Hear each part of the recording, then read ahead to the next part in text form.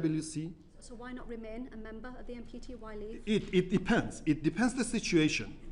According to Article 10 of the NPT, it's very important. Every state party, if they feel that the vital interest has been going threatened by somebody, at that time we are going to review. There is no doubt about it. Because you see, please give me the photos of the innocent people. Our innocent people, all of them are being killing. We are responsible for these people. All of them. This one, Ehsan Eshraqi and Baran Eshraqi, father and girl. His daughter. We have a... Mahia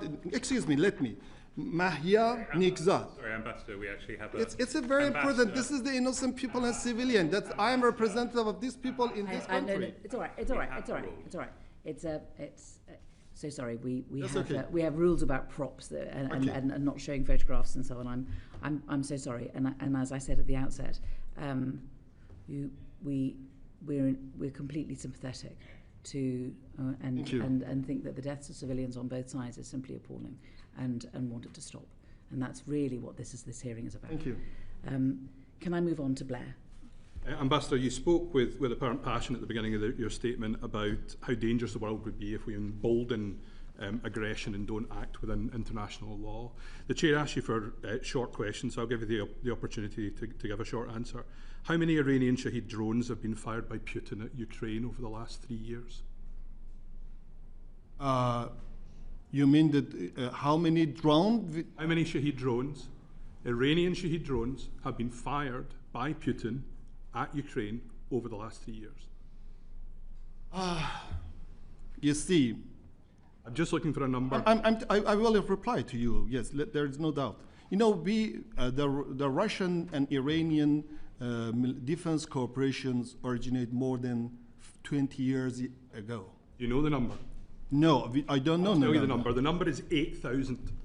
Okay, I put it to you that if we do live in a world now where violence and might are taking precedent over law and right, I would suggest that the Iranian regime has a deep responsibility for that. Let me ask you another question, and again, this is a question with a simple number as an answer. The Director General of MI5 identified a number of plots backed by Iran in this country, including lethal threats against Iranian dissidents and against Jewish communities here. How many plots had he identified in the last 3 years? He claimed 22, but yep. Let me answer to you. First of all, this is very important. Please correct your wording that the Iranian government is a lawful and very important and significant and respectful government. There is no need to using the regime for them. Excuse me. What's the legal basis for Putin's war then? If you are such a supporter of international law? Let me. I'm telling to you correct your wording regarding for my government. My government is a legal government, and there is no doubt about it. But you should use the regime. It's a very lawful and legally responsible state in the world. What's the legal basis for Putin's war in Ukraine? Let me. I will answer you. Please, let me finish. Law. You see, regarding for our defense cooperation that Iran and the Russian Federation, it's a very important, and we declare to the Russian side not to use our cooperation with the third party against the third party. You can ask them. 8,000 Shaheed drones fired at Ukraine. We're not allowed to do props, but seeing as you did, there is one of your drones hitting an apartment block in Kyiv. You can ask this question from the Russian Federation, sir. They're your weapons. You can ask this question. I'm asking this question from your side that using, or the American side that using the same military equipment against the Iranian people. You do not have any defense cooperation or military cooperation between Israel and Britain? I'm suggesting. No. I'm suggesting. Yes or no. Yes or no.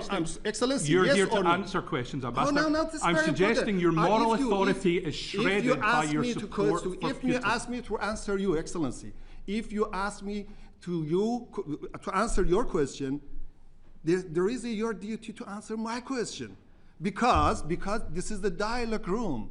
I came here to declare our concerns to the one responsible state, the United Kingdom. I respect the United Kingdom for his achievement to the human community in the world. I think, and United Kingdom is a member state of the Security Council of the United Nations. Why why don't you condemn the Israeli armed attack to Iran? You didn't condemn it. Your Excellency, and regarding for the plots, Your Excellency, we're very asked me grateful. one question regarding for the MI5. May I ask you? May I answer to? No, wait. Okay, please. What I would like to do. Okay, please. If we could just take a breath. Okay. It is really, we are very grateful to you for coming. Thank you. And the evidence that you've given in the round is what's important. And it's the evidence that you give, and we listen to what it is that you say. And what we're trying to do by asking questions is to test what you're saying. Thank you so much. But we're not really in a position to speak on behalf of the British government. We are here to test your evidence, to try to make a contribution, which is so that we can hear the Iranian point of view, but not just take it at face value, but also to test it. And that is what we're trying to do in good faith. And I have a few people who still want to have questions. Perhaps I should go to Sir John first, and then I'll go on the other side. Thank you. I'd just like to follow up Blair's question, Ambassador. You'll be aware that the British government has said that Iran represents one of the greatest threats to the security of the United Kingdom, and for that reason has been placed, the first nation to be placed on the enhanced tier of a foreign influence registration scheme. Now, you referred in your opening remark to the attack on the Iranian Broadcasting Organization, and you described that as a war crime. I've been to visit Iran International, which is based in London, whose journalists have been subjected to threats from Iran on a daily basis, where a journalist was stabbed in a London street, and where Iranian citizens are currently being accused of conducting that. I've also talked to BBC Persian journalists whose families are being daily harassed by the Iranian regime in Tehran. So why are those not war crimes, and how do you defend the behavior of the Iranian government? I think this is an irrelevant question. I'm sorry, sir, because I'm telling you regarding for the Israeli aggression, but with your respect, I will respond to you. I do believe that regarding for these claims has been raised by different people, we need evidences. We need evidences. Several times we declared to the Foreign Office to have some consultation meetings with the military services regarding for the address all of these issues. These issues are some allegations and blaming against my country. Yes, we have some criticism regarding for the BBC Persian activities. They are going to making some, intervening of our Iranian domestic affairs. But according to our British bilateral diplomatic relations, we several times we suggested to British authority to consider in bilateral consultations.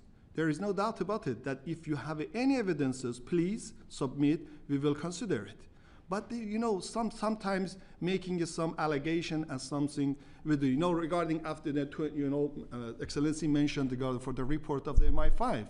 Several times, more than 10 times, we declared by verbal note in diplomatic negotiation, please send we will send our security services to have this kind of, to resolve these matters raising in our bilateral relations.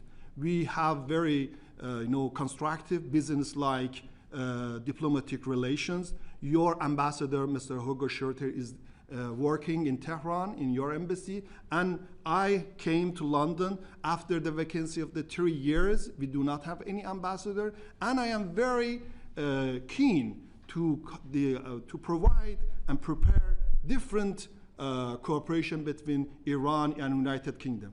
I'm assure you, sir, that Iranian side is ready to cooperate for everything. Cultural, economic, security, everything.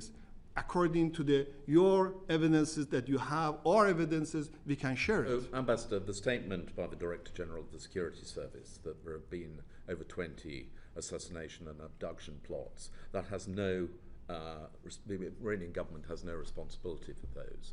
And you referred earlier to your support for freedom of the press in terms of the Iranian Broadcasting Corporation. So whilst you may have criticisms of the BBC Persian service, there has been no harassment or intimidation of their relatives, and you have not, the government of Iran is not responsible for any threats against Iranian journalists based in London working for Iran International. Is that the case? I told you, Your Excellency, I told you that these matters should be considered. Should be considered between the expertise groups. This is some claims. Please, no, there is no doubt that the Iranian side is ready to cooperate with the British side to consider and remove this kind of misunderstandings. Alex. Ambassador, you talked at the start in your statement about Israel attacking civilian nuclear facilities across Iran.